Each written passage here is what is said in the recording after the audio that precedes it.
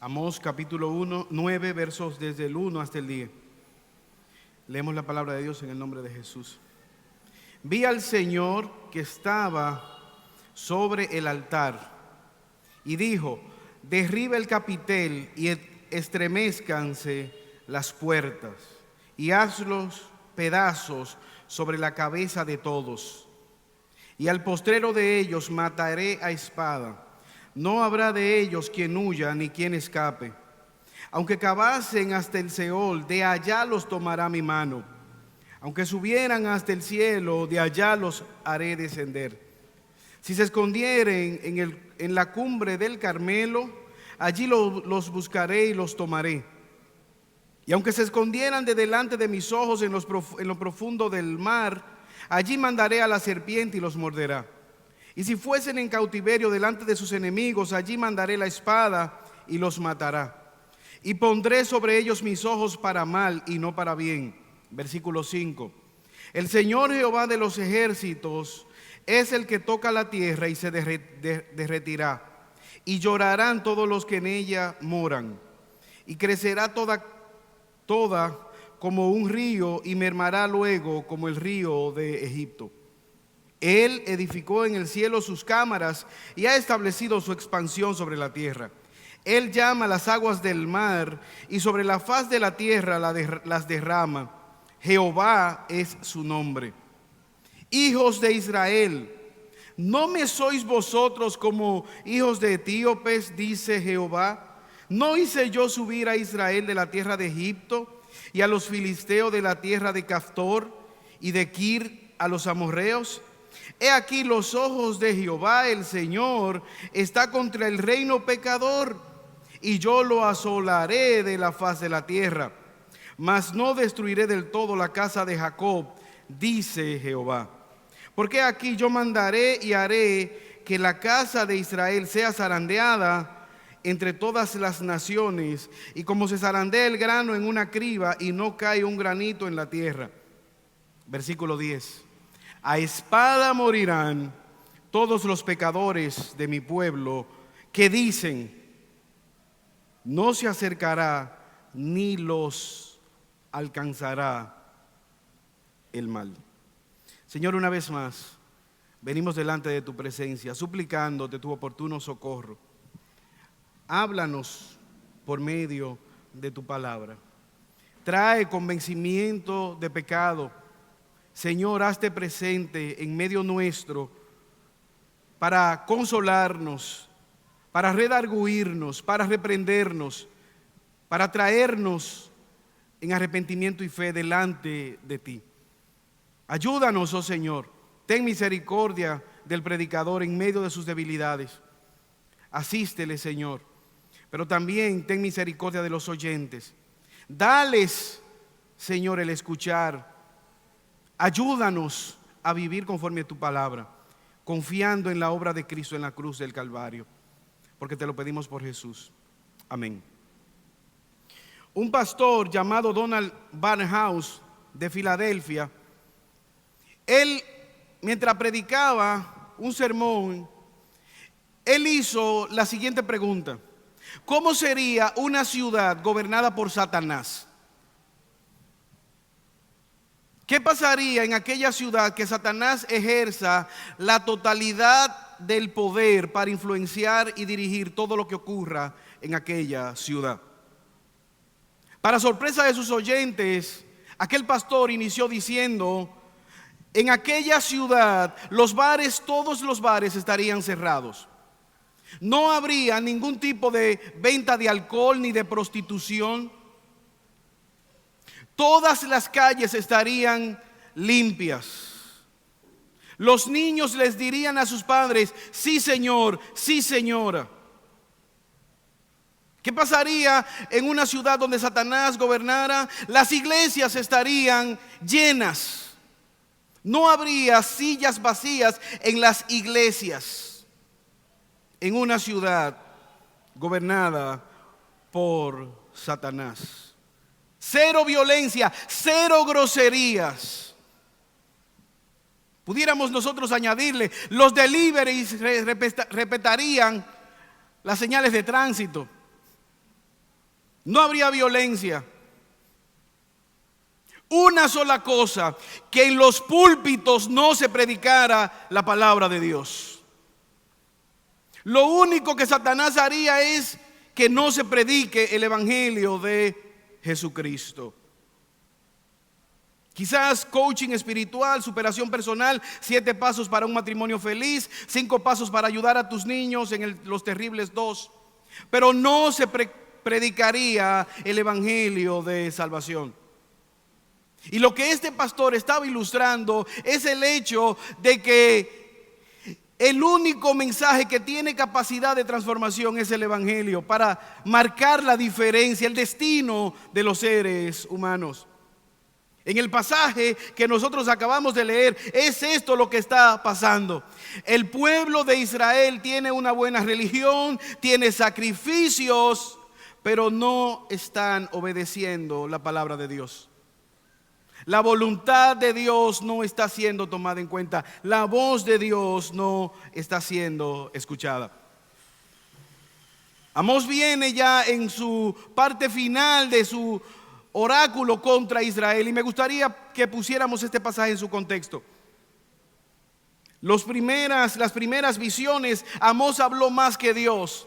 Las segundas visiones, ya Dios está hablando un poco más que Amós. Ahora Amós permanece en silencio ante el inminente juicio de Dios. ¿Qué había ocurrido a la nación de Israel? Ella estaba dividida y Amós está en el reino del norte. 10 tribus están en el reino del norte con Jeroboam de rey. ¿Qué hizo Jeroboam? Si usted lee el primer libro de Reyes, en el capítulo 12, Jeroboam pensó, el pueblo de Israel está yendo a Judá a llevar sacrificios, a ofrecer sacrificios como Dios había establecido. Pudiera ser que mientras ellos están en esta peregrinación, se hagan la pregunta: ¿por qué estamos divididos? ¿Cuál fue la razón de la división, de la separación en 2 pedazos de la nación? Cuando Salomón murió, uno de sus hijos se le propuso que disminuyera los impuestos. Él dijo, escuchando a los consejeros más jóvenes, que no. Y el pueblo entonces se separó en 2. ¿Qué hizo Jeroboam II? Él edificó altares y dijo, para que ustedes no tengan que obedecer a Dios yendo a adorar donde él dijo que debían ir a adorar en Judá, yo les voy a edificar altares. Primer libro de Reyes, capítulo 12, versículo 23 al 33 dice, entonces instituyó Jeroboam fiesta solemne en el mes 8, a los 15 días del mes, conforme a la fiesta solemne que se celebra en Judá. Versículos 23, así hizo en Betel, ofreciendo sacrificios a los becerros que había hecho. Ordenó también en Betel sacerdotes, sacrificó pues sobre el altar que él mismo había hecho en Betel, a los 15 días del mes 8. Él mismo instituyó una religión. Él mismo se inventó el pecado de Jeroboam. Y allá él mismo se levantó como sacerdote y llevaba al pueblo a ofrecer sacrificio. Se celebraba muy parecido a lo que ocurría en Judá, de tal manera que el pueblo no le hiciera falta el ofrecer sacrificio genuino delante de Jehová. ¿Sabes qué? Eso es lo que hace la religión. Es cuando el hombre se pone a igual a Dios y él mismo dice y define cómo debe adorar.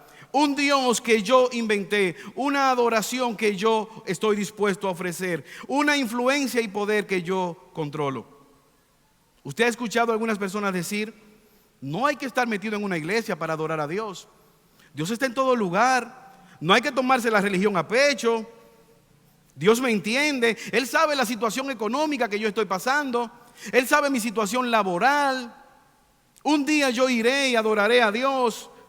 Cuando yo sea grande podré servir a Dios. Quizás piense algún niño o adolescente. Cuando entierre a mis padres, cuando deje de lactar y el niño crezca más, entonces yo podré sumarme o seguir a Dios. Cuando cambie de trabajo, cuando mi esposo se convierta, yo podré dedicarme a servir a Dios. Cuando termine la universidad, cuando.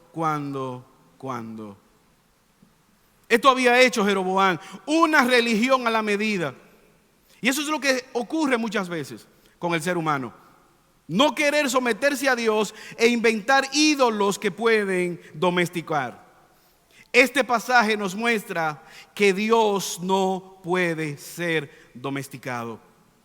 Dios gobierna todo cuanto existe. Dios es soberano en sus mandatos. Dios también es soberano en sus juicios. Versículo 1, nosotros vemos a Dios levantándose como un juez. Jeroboam había levantado sacrificio en el altar. Ahora Amós dice que él está viendo a Dios en el mismo, probablemente en el mismo altar donde se había levantado Jeroboam. Jeroboam estaba para idolatría, Dios viene para destruir aquella idolatría. Versículo 1, veamos a Dios sentado en el estrado, trayendo su juicio. Verso 1. Vi al Señor que estaba sobre el altar y dijo: derriba el capitel y estremézcanse las puertas y haz los pedazos sobre la cabeza de todos. Y al postrero de ellos mataré a espada. No habrá de ellos quien huya, ni de ellos quien escape. Ellos están en un culto, en una adoración. Y Dios le dice a Amós, en aquella visión, ya no, Amós no tiene que interpretar nada. Dios le está dando mandato claro. Amós, ve y dale a las columnas, derriba las vigas, para que esas vigas les caiga encima y les aplaste. Cuando usted ve en la Biblia un golpe en la cabeza,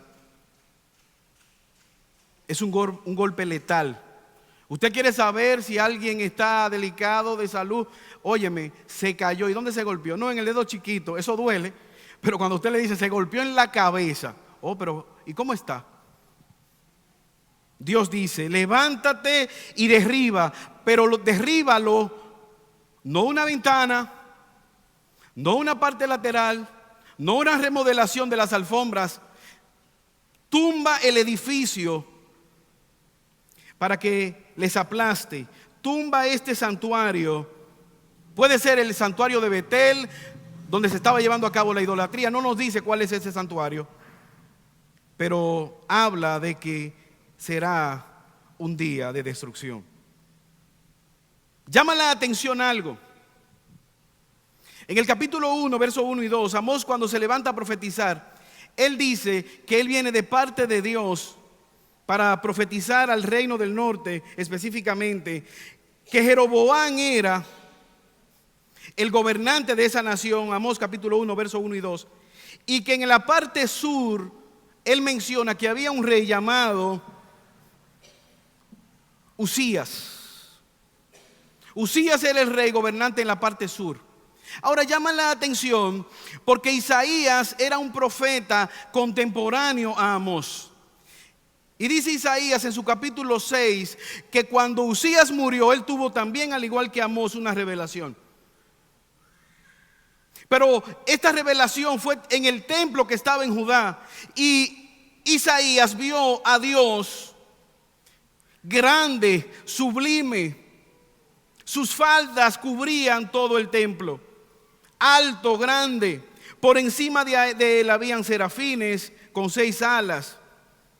Con 2 cubrían sus rostros, 2 sus pies, y con 2 volaban. Y el uno al otro daban voces diciendo: Santo, Santo, Santo, Jehová de los ejércitos, la tierra está llena de su gloria.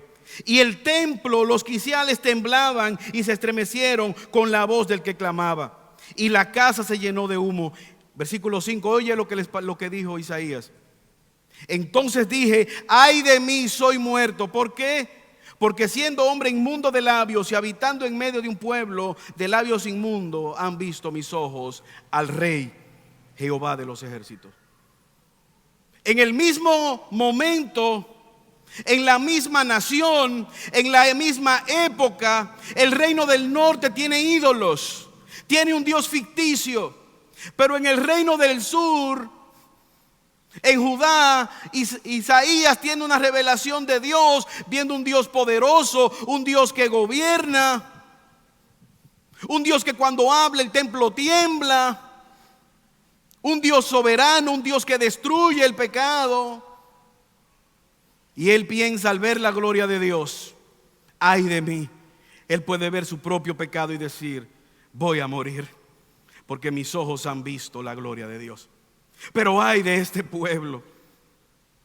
Son dos profetas que están profetizando de manera contemporánea.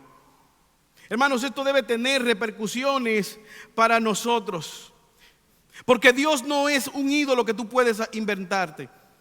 Dios, como dijimos al principio, no puede ser domesticado. Aquí está Dios para llevar a cabo su juicio contra el pecado, contra los pecadores que de manera impenitente no vienen a Él en fe y arrepentimiento. Amós golpea las columnas para que sea derribado y todos mueran. No habrá sobrevivientes, ningún fugitivo, ni nadie escapará, nadie podrá huir. Se derribará el edificio y quedarán aplastados. Devastación total. Qué tragedia para el pueblo de Israel. Imagínense aquel pueblo en un culto adorando a Dios, y el profeta viene de parte de Dios y dice, ustedes serán aplastados, Dios les destruirá. En el libro de Jueces, capítulo 13, se nos habla de un ángel que apareció a una mujer estéril. Un hombre llamado Sora, a su esposa se le profetiza que va a traer a luz un hijo. Ella era estéril. Y se le dice que este hijo será especial. No podrá pasar navaja sobre su cabeza, será apartado desde el vientre para Dios. Tendrá una misión especial, llevar juicio de parte de Dios a los enemigos del pueblo de Dios. Un llamado especial, una vida apartada para la gloria de Dios. A diferencia de la pecaminosidad que se estaba llevando a cabo, este sería un paladín de parte de Dios. Nazareo, un hombre especial con un llamado especial. Su nombre, Sansón, pequeño sol, traería luz para Israel en medio de las tinieblas. ¿Cuál fue el problema con aquel hombre? Él quería ser como los demás. Él no quería vivir para la gloria de Dios. Él no quería ser apartado para Dios. ¿Y qué hizo Sansón? Una y otra vez actuó contra la voluntad de Dios. Él iba a destruir a los enemigos de Dios. Varias veces se casó con mujeres enemigas o de pueblos enemigos de Dios. Al punto que fue a darse un corte de cabello con una enemiga del pueblo de Dios, y ya cada día más él estaba muerto y no lo sabía. ¿Y cómo terminó aquel hombre? Jueces 16, versículo 28 al 31. Fue atrapado, le sacaron los ojos, y dice el versículo 28 de Jueces 16, que cuando los paganos, los filisteos, estaban borrachos, estaban festejando, dijeron, traigan al bufón, traigan a aquel que se creía poderoso. Y ahí trajeron a Sansón. Pero me llama la atención lo que ocurrió con Sansón. Él vivió toda su vida lejos del propósito de Dios. Pero antes de morir, él se acordó de Dios y clamó por misericordia y dijo, versículo 30, Jueces 16, versículo 28. Entonces clamó Sansón a Jehová y dijo, Señor Jehová, acuérdate ahora de mí y fortaléceme. Te ruego solamente esta vez, oh Dios, para que de una vez tome venganza de los filisteos por mis ojos. Asió luego Sansón las dos columnas de en medio sobre las que descansaba la casa y echó sobre ellos todo su peso, su mano derecha sobre una y su mano izquierda sobre la otra. Y dijo Sansón, muera con los filisteos. Entonces se inclinó con toda su fuerza y cayó aquella casa sobre los principales y todo el pueblo que estaba en ella. Y los mató al morir fueron muchos más, y los que mató al morir fueron muchos más que los que había matado durante toda su vida. Y descendieron sus hermanos y tomaron su cuerpo y le llevaron y le sepultaron con sus padres. Sansón derribó aquel templo, aquella edificación pagana. El techo vino sobre todos ellos y murieron. Dios estaba trayendo juicio sobre sus enemigos. Pero ahora este juicio profetizado por Amós es contra el pueblo de Dios. ¿Y qué es lo que está diciendo Amós? Así como Dios es fiel para juzgar a los pecadores, a sus enemigos, Él también es fiel para con ustedes. Y créame, es un juicio donde no hay escondites. Versículo 2. Es un quiasmo. Mira lo que está haciendo Amós en esta escritura. Aunque cavasen en el Seol, de allá los tomará mi mano. Y aunque subieren en el cielo, de allá los haré descender. Versículo 3.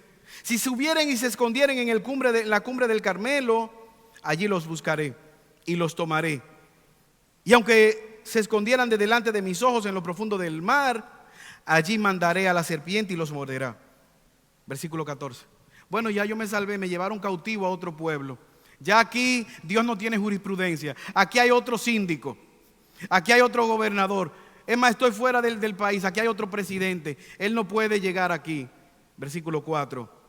Y si fueren en cautiverio delante de sus enemigos, allí mandaré la espada y los matará. Y pondré sobre ellos mis ojos para mal y no para bien.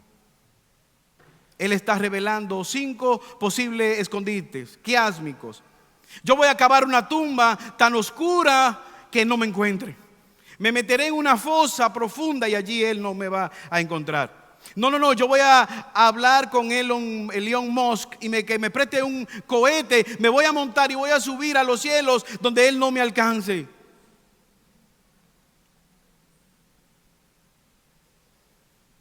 Allá será su mano. Profundidades de la tumba, la tierra, límites de la tierra. No importa qué tan profundo caben los israelitas, no podrán escapar de la mano y de la autoridad de Dios. No importa la maleza del Carmelo, la altura del Carmelo, nadie podrá esconderse y ocultarse de Dios. Ni las alturas ni las profundidades. En el mar ordenaré la serpiente que le muerda. El cautiverio no podrá salvarte. La ira de Dios les perseguirá. La espada les seguirá. ¿Recuerdan Amós capítulo 5?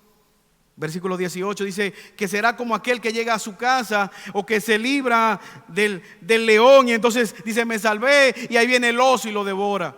O aquel que llega y dice por fin llegué a mi casa para descansar, pone la mano en la pared y hay una serpiente venenosa que le pica y le quita, que le muerde y le quita la vida. Así dice Dios que será el juicio. La espada de Dios sobre la nación que se ha olvidado de la palabra de Dios.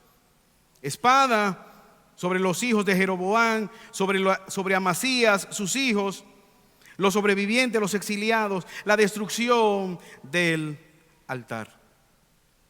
Es Dios que está detrás de eso. Hechos capítulo 5 versículos 34 se nos dice que los apóstoles estaban predicando. Pedro, Juan, golpeados, maltratados, amenazados. Se les prohíbe que sigan proclamando la verdad porque van a morir. Y les dicen, nosotros hemos matado a Jesús, hemos matado a otros. Ustedes también los vamos a matar si siguen proclamando y obedeciendo a Dios al proclamar el evangelio. Ellos dijeron, es necesario agradar a Dios antes que a ustedes. Y siguieron proclamando el evangelio. Ahora, en medio de ellos hay un hombre en el versículo 34, Hechos 5, llamado Gamaliel. Se nos dice que era un reputado maestro de la ley. Y él se pone en pie y dice, nosotros hemos matado a un tal Teudas que se levantó diciendo que era el Cristo. Lo matamos y los seguidores se desvanecieron. Después de este se levantó uno llamado Judas el Galileo, ¿Qué ocurrió? Lo matamos y desapareció. Ahora ocurre algo. Hemos matado a Jesús. Pero yo os digo, apartaos de estos hombres y dejadlo, porque si este consejo o esta obra es de los hombres, se va a desvanecer. Ya matamos a Jesús. Versículo 39. Mas si es de Dios, no la podréis destruir. No sea que tal vez estemos luchando contra Dios. ¿Cuál es el argumento de Gamaliel? Dios es indestructible. El plan de Dios, los hombres no lo detienen. Nadie se libra del plan de Dios. Puede ser que nosotros, pensando agradar a Dios, estemos luchando contra Dios. Y usted y yo sabemos que eso es así. Lo que Amós está diciendo es lo que el salmista vio en el Salmo 139, versículos 7 al 13. ¿A dónde me iré de tu espíritu? ¿A dónde podré huir de tu presencia? Si subiere a los cielos, allí tú estás. Si en el Seol hiciere mi estrado, he aquí, allí tú estás. Si yo tomara las alas del alba y habitar en el extremo del mar, allí también tu mano me asirá a tu diestra.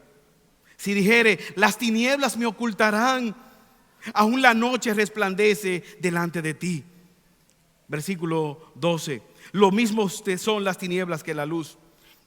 Y oye lo que dice: porque tú me formaste, tú formaste mis entrañas, tú me hiciste en el vientre de mi madre. Qué bonito es este salmo.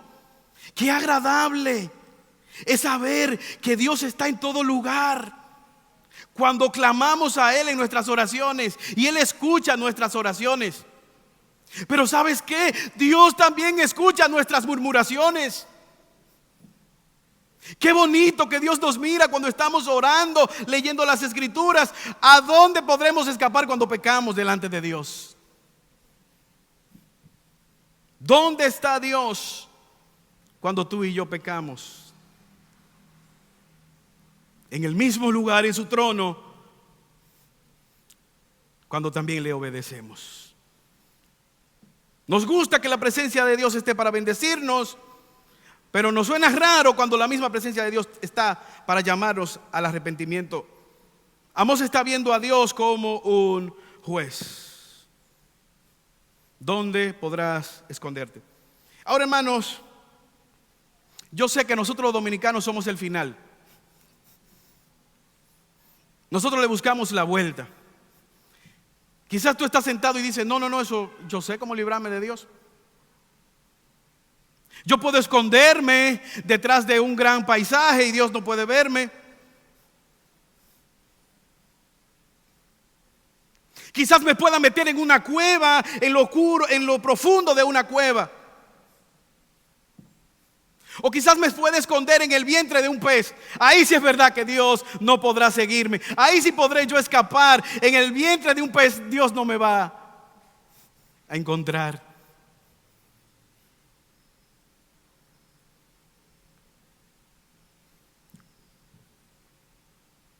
¿Podrás esconderte de Dios?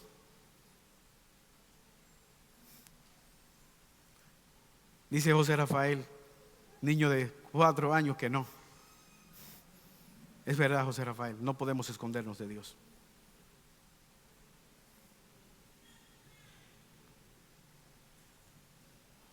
Dios está en el estrado como un juez. ¿Cuál es la naturaleza? ¿Por qué no podemos escapar de ese juez? Versículo 5. Él es todopoderoso. El Señor, el gobernador, con S mayúscula, Jehová de los ejércitos, es el que toca la tierra y se derrite.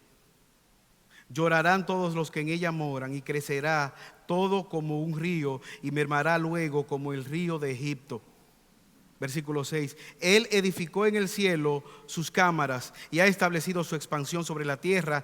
Llama las aguas del mar y sobre la faz de la tierra las derrama. ¿Quién hace eso? Jehová es su nombre. Él es un Dios soberano. Él es un Dios poderoso. Él es el que creó todas las cosas. pero Él es el que tiene el poder para destruir todas las cosas. Él toca la tierra, un segundo, un terremoto, segundos temblando la tierra y países desaparecen. Terremotos de minutos, la humanidad completa, minutos. Él es el Señor que toca la tierra y se derrite. Llorarán toda la tierra. Todos aquellos serán destruidos. Aquí está profetizando probablemente algún terremoto, una catástrofe. Él enfatiza la soberanía de Dios. Él pone a temblar la tierra. Pero mira algo: y crecerá toda como un río y mermará luego como el río de Egipto. Hermanos, estas son ilustraciones donde Dios está apelando a la memoria del pueblo de Israel. Ellos fueron librados de Egipto. Y hay analogías, hay ecos constantemente donde Amós le está acordando el poder de Dios manifestado en su favor. Cómo Dios le libró de manera milagrosa, poderosa, humanamente imposible. Y Dios destruyó a Faraón y a todo su ejército y los liberó. Y ellos se han olvidado de ese Dios poderoso y tienen la osadía de levantar becerros de oro, altares paganos y domesticar a Dios volviéndole una deidad. Amós dice: ese es el Dios soberano, ese es el Dios que te está juzgando, ese es el Dios que te llama de alguna manera también al arrepentimiento. Hermanos, el problema es que nosotros pensamos que vamos a poder domesticar a Dios y eso no es posible. No conocemos el poder de Dios y por eso jugamos con el pecado. Él es el que edificó los cielos, sus cámaras, el que estableció su expansión sobre la tierra. Él llama las aguas del mar e irriga la tierra. ¿Sabes qué dicen los científicos? La madre naturaleza, las leyes naturales. ¿Sabes cómo dice la Biblia que eso se llama? El gobierno de Dios, el poder de Dios que sustenta todas las cosas. ¿Por qué tú y yo podemos respirar? Porque en la misericordia de Dios Él nos permite respirar. ¿Por qué hay lluvia temprana y tardía? Porque Dios lo creó.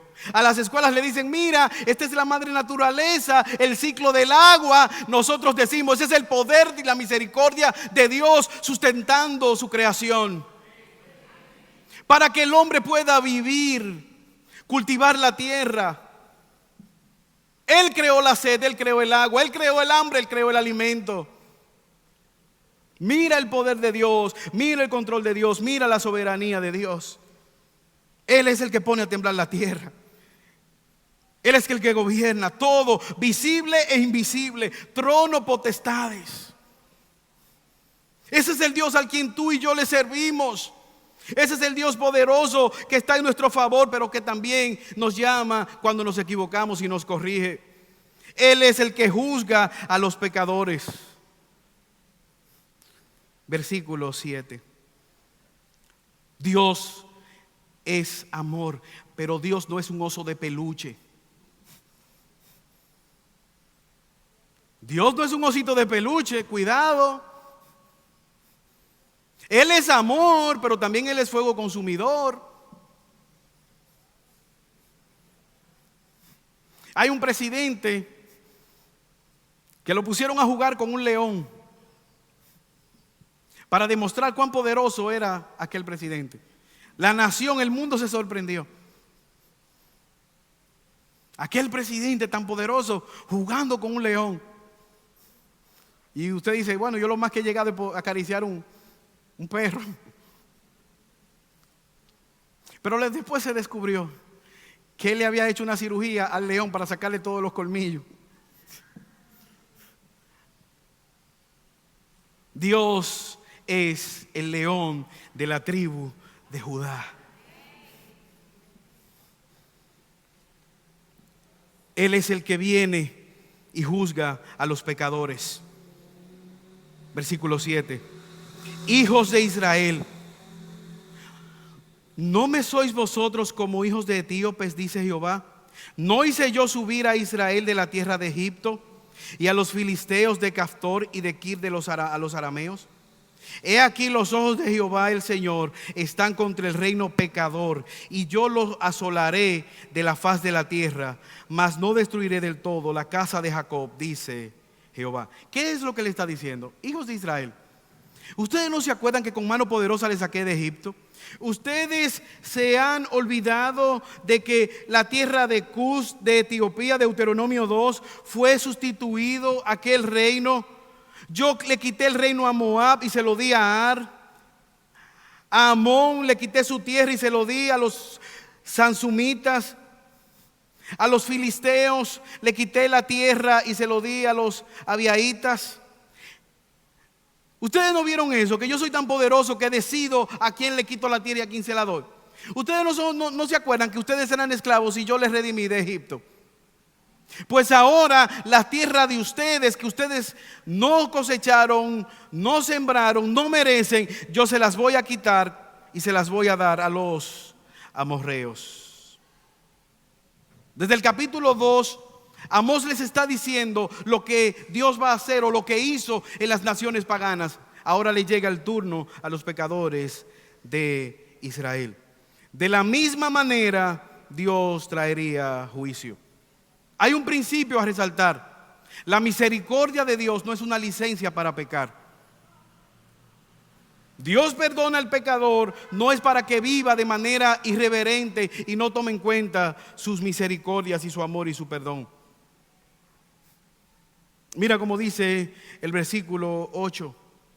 He aquí los ojos de Jehová el Señor están contra el reino pecador, y yo lo asolaré de la faz de la tierra. Dios está mirando a los pecadores, pero al mismo tiempo ese Dios soberano que gobierna todo se presenta también como un Dios misericordioso. Parte B del versículo 8. Mas no destruiré del todo la casa de Jacob, dice el Señor. Versículo 9. Porque aquí yo mandaré y haré que la casa de Israel sea zarandeada entre todas las naciones, como se zarandea el grano en una criba y no cae un granito en la tierra. Dios es un Dios que trae juicio, pero también Dios es un Dios que tiene misericordia. Él dice que aunque el pueblo será juzgado, Él zarandeará la nación de Israel. ¿Para qué? Para separar la basura, la paja, los gorgojos, la piedra, el sucio del trigo verdadero. La prueba evidencia eso. Las tentaciones evidencian eso.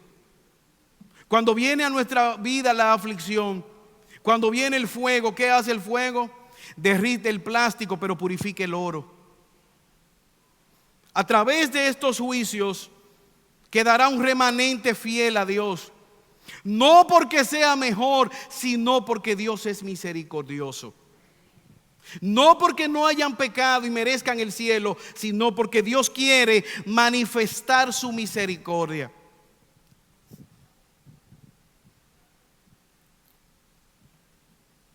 Usted sabe, en los Estados Unidos, el Día de Acción de Gracias está destinado a que se puede comer pavo. Los pavos no quisieran estar ahí en esa época. Pero ¿sabes qué? Hay una ceremonia que se lleva a cabo en la Casa Blanca. El presidente manda a buscar dos pavos. Y no se seleccionan, o sea, no se crían para el día del presidente. Esos pavos se seleccionan. Traigan 2 pavos ahí que sean fotogénicos y pónganlo ahí adelante. ¿Qué hace el presidente? Le pone nombre a los pavos y le perdona. El día de hoy se pueden comer todos los pavos de Estados Unidos, menos estos 2. Un indulto presidencial.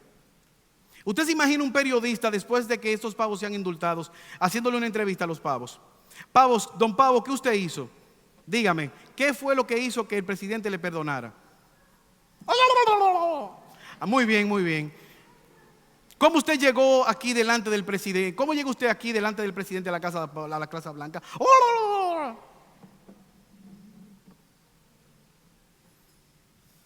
Hermano, ¿qué hay en ti diferente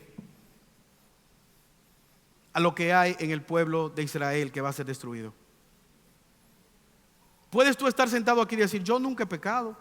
Mira, Dios me habla una sola vez y yo de una vez derechito, alineado. ¿Qué diferencia hay en nosotros? ¿Qué tenemos nosotros que ellos no tenían? Solamente la gracia y la misericordia de Dios. Si no hemos sido aniquilados al igual que ellos, si este techo que está en nuestra cabeza no se ha derrumbado, no es porque Randy, Yairá y Rafael son buenos ingenieros y arquitectos. La misericordia de Dios, hermanos. Por su misericordia nosotros no hemos sido destruidos. Por eso aquí hay un principio. No solamente a ver el juez, que es Dios. No solamente ver los juicios de Dios. No solamente ver el carácter de Dios, quién es Él.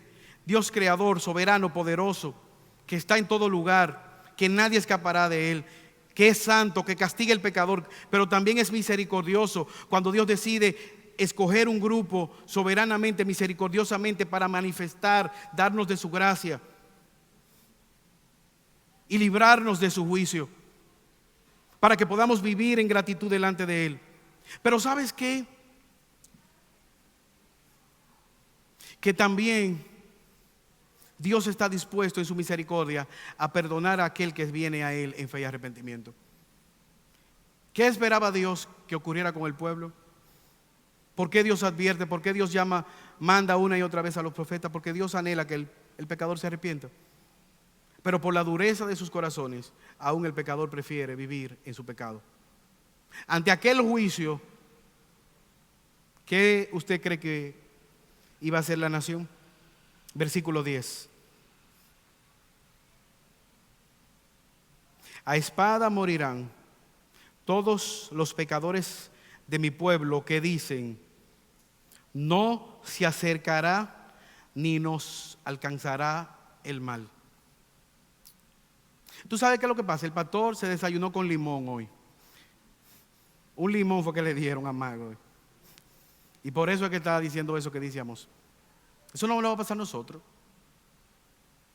Bendecida, escogida,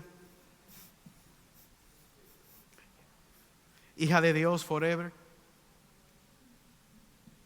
siervo del Santo. A espada morirán todos aquellos que dicen: eso no es para mí. Yo me porto bien y el Señor me va a bendecir.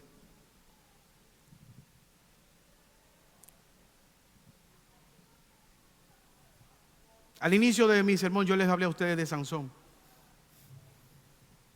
Como Sansón tumbó aquellas columnas y todos los paganos murieron. Ahora hay una pregunta. ¿Cómo Dios, siendo justo, perfectamente justo, perfectamente santo, puede perdonar a un grupo de pecadores como nosotros y seguir siendo santo y seguir siendo justo? ¿Por qué Dios no nos ha enviado a la condenación eterna? ¿Sabes cuál es la razón?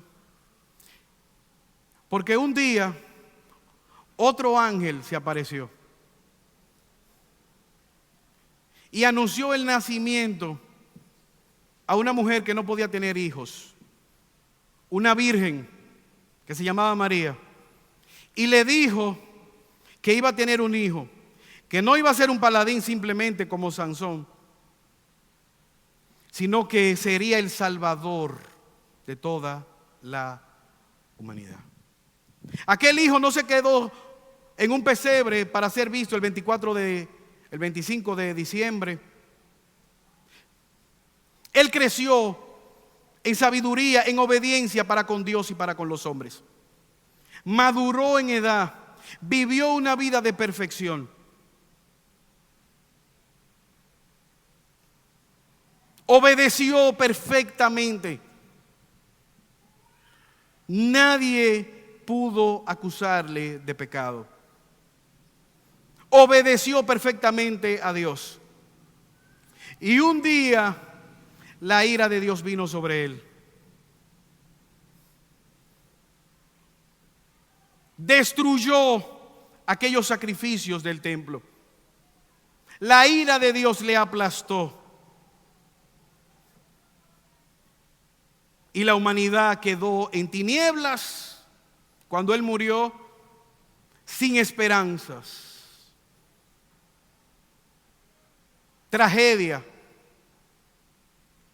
Pero Dios en su misericordia le levantó de la tumba. Dios en su misericordia le cobró a aquel hombre y al mismo tiempo Dios se humanó. Jesucristo le cobró la ira resguardada que no le cobró al remanente de Israel que perdonó. Pero al mismo tiempo, sin nosotros haber nacido, Cristo Jesús estaba muriendo por nuestros pecados. Porque en la humanidad solamente hay dos tipos de personas: pecadores que están muertos en sus delitos y pecados. Grupo de personas, número uno. Y hay un segundo grupo, pecadores muertos en sus delitos y pecados, pero que vienen a Cristo en fe y arrepentimiento y alcanzan misericordia. La diferencia es Jesús. La diferencia es la sangre de Cristo. La diferencia es el oportuno socorro que tenemos en Él. Por eso el apóstol Pablo dice: ¿qué pues diremos? Romanos 8, versículo 32. Si Dios es por nosotros, ¿quién contra nosotros? El que no escatimó a su propio Hijo, sino que lo entregó por nosotros, ¿cómo no nos dará también todas las cosas? Mira lo que dice el versículo 33, Romanos 8. ¿Quién acusará a los escogidos? Dios es el que los ha justificado por la obra de Cristo. ¿Quién les condenará? Cristo es el que murió, mas el que aún resucitó, el que además está a la diestra de Dios, el que también intercede por nosotros. Y mira cómo termina diciendo: la ira de Dios persigue a los pecadores en todo lugar. Pero mira lo que dice el apóstol Pablo: ¿quién nos separará del amor de Cristo? Tribulación, angustia, persecución, hambre, espada, desnudez, peligro. Antes, en todas estas cosas somos más que vencedores por medio de Cristo que nos amó. Por lo cual estoy seguro, no que me porté bien, que ni la muerte, ni la vida, ni ángeles, ni principados, ni potestades, ni lo presente, ni lo futuro, ni lo alto, ni lo profundo, ni ninguna otra cosa creada podrá separarme del amor de Dios que es en Cristo Jesús nuestro Señor. Nada nos podrá separar de Cristo. Cuando el diablo venga a acusarte, sí, es verdad, yo soy pecador y aún más, pero Cristo es mi Salvador. Tú no tienes esperanza, claro que tengo esperanza, porque Dios me guarda. Él ha prometido amarme y nunca me va a dejar. ¿Por qué sabemos que vamos a perseverar hasta el final? Porque nada ni nadie nos podrá separar del amor de Dios. Por eso en esta mañana yo te ruego, si tú no estás en los brazos del Señor, corre a Cristo, huye de la ira venidera y ven a Cristo en fe y arrepentimiento. Señor, gracias por tu palabra. Gracias, oh Señor, porque en ti tenemos esperanza. Tú eres el Dios poderoso que juzga el pecado, pero también eres el Dios misericordioso que perdona al pecador. Ayúdanos a confiar en tu obra en la cruz del Calvario, porque te lo pedimos por Jesús. Amén. Dios le guarde.